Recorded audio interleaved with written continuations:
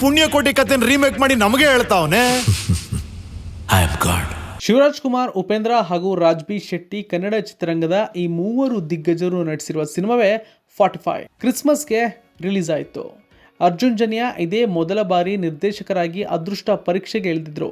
ಈ ಸಿನಿಮಾ ಮೊದಲ ದಿನ ಭರ್ಜರಿ ಓಪನಿಂಗ್ ಪಡೆದುಕೊಂಡು ಭರವಸೆಯನ್ನು ಮೂಡಿಸಿರುವಂಥ ಸಿನಿಮಾ. ಶಿವಣ್ಣನ ದಶಾವತಾರ ಸಿನಿಮಾ ನೋಡಿದ ಪ್ರೇಕ್ಷಕರ ಮನಸ್ಸಿನಲ್ಲಿ ಉಳಿದು ಬಿಟ್ಟಿದೆ. ಮೂವರು ದಿಗ್ಗಜರನ್ನ ಇಟ್ಕೊಂಡು ಅರ್ಜುನ್ ಜನ್ಯ ವಿವಿಧ ಕಥೆಯನ್ನು ತೆರೆ ಮೇಲೆ ಹೇಳೋದಕ್ಕೆ ಹೊರಟಿದ್ರು. ಹೀಗಾಗಿ 45 ರೆಗ್ಯುಲರ್ ಸಿನಿಮಾಗಳ ಸಾಲಿಗೆ ಸೇರಿಸಲು ಆಗೋದಿಲ್ಲ. ಇದರೊಂದಿಗೆ ಮೂವರು ದಿಗ್ಗಜರನ್ನ ಇಟ್ಕೊಂಡು ನಿರ್ಮಿಸಿರುವ ಸಿನಿಮಾ ಇದು. ಕನ್ನಡದ ಹೆಸರಾಂತ ನಿರ್ಮಾಪಕ ರಮೇಶ್ ರೆಡ್ಡಿ ದುಬಾರಿ ವೆಚ್ಚದಲ್ಲಿ ನಿರ್ಮಾಣ ಮಾಡಿರುವ ಸಿನಿಮಾ 8 ದಿನಗಳಲ್ಲಿ ಗಳಿಸಿದ್ದೆಷ್ಟು, 8ನೇ ದಿನ ಹೊಸ ವರ್ಷದಂದು ಬಾಕ್ಸ್ ಆಫೀಸ್ನಲ್ಲಿ ಎಷ್ಟು ಕಲೆಕ್ಷನ್ ಆಗಿದೆ, 25 ಕೋಟಿ ಕ್ಲಬ್ ಸೇರುವುದಕ್ಕೆ ಇನ್ನು ಎಷ್ಟು ದಿನ ಬೇಕು ಅನ್ನೋದನ್ನ ಒಂದಷ್ಟು ಪ್ರಶ್ನೆ ಹಾಗೆ ತಲೆಯಲ್ಲಿ ಉಳಿದಿತ್ತು.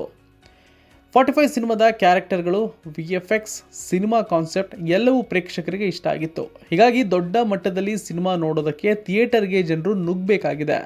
ನಿಧಾನವಾಗಿ ಮೌತ್ ಪಬ್ಲಿಸಿಟಿ ಸಿಗ್ತಾ ಇರೋದ್ರಿಂದ ಇನ್ನು ಮುಂದಿನ ದಿನಗಳಲ್ಲಿ ಸಿನಿಮಾದ ಕಲೆಕ್ಷನ್ ಮತ್ತಷ್ಟು ಹೆಚ್ಚಾಗುವ ಸಾಧ್ಯತೆ ಕಂಡು ಬರ್ತಾ ಇದೆ.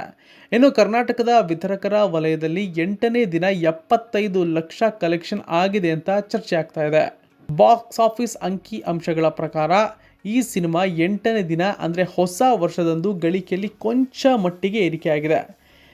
ಕಳೆದ 7 ದಿನಗಳ ಬಾಕ್ಸ್ ಆಫೀಸ್ ವರದಿಯನ್ನು ನೋಡೋದಾದರೆ 8ನೇ ದಿನ ಸಿನಿಮಾ ವಿತರಕರ ವಲಯದಿಂದ ಅಂಕಿ ಅಂಶಗಳು ಹೊರಬಿದ್ದಿದೆ. ಹೀಗಾಗಿ ಒಟ್ಟು 8 ದಿನಗಳ ಕಲೆಕ್ಷನ್ ರಿಪೋರ್ಟ್ 14.20 ಕೋಟಿ ಅಂತ ಹೇಳಲಾಗ್ತಾ ಇದೆ. ಇನ್ನು 45 ಸಿನಿಮಾ 2ನೇ ವೀಕೆಂಡ್ನಲ್ಲಿ ಕೋಟಿ ಲೆಕ್ಕದಲ್ಲಿ ಕಲೆಕ್ಷನ್ ಮಾಡಬಹುದು ಎಂಬ ನಿರೀಕ್ಷೆ ಇದೆ.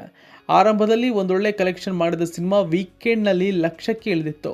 ಹೊಸ ವರ್ಷದಂದು ಸಿನಿಮಾ ಕಲೆಕ್ಷನ್ನಲ್ಲಿ ಏರಿಕೆ ಆಗಿದೆ. ವೀಕೆಂಡ್ನಲ್ಲಿ 2 ದಿನವೂ ಸಿನಿಮಾ ಗಳಿಕೆ ಹೆಚ್ಚಾಗಬಹುದು ಅಂತ ನಿರೀಕ್ಷೆ ಮಾಡಲಾಗ್ತಾ ಇದೆ.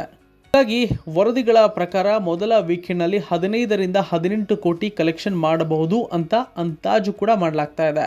ಒಂದು ಕಡೆ ಮಾರ್ಕ್ ಕೋಟಿ ಲೆಕ್ಕದಲ್ಲಿ ದಿನಕ್ಕೆ ಕಮಾಯಿ ಮಾಡ್ತಾ ಇದ್ರೆ 45 ಲಕ್ಷ ಲೆಕ್ಕದಲ್ಲಿ ದಿನಕ್ಕೆ ಕಮಾಯಿ ಮಾಡುತ್ತಿದೆ.